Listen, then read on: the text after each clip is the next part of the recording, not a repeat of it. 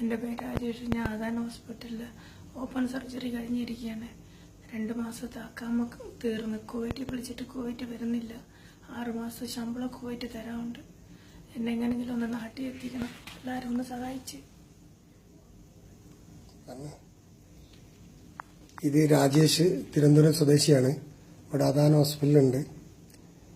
നിങ്ങളെ കൊണ്ട് എന്തെങ്കിലും ചെയ്യാൻ പറ്റുന്നുണ്ടെങ്കിൽ കുവൈറ്റ് സംസാരിച്ചിട്ട് ഇദ്ദേഹത്തിനെ നാട്ടിലെത്തിക്കാൻ.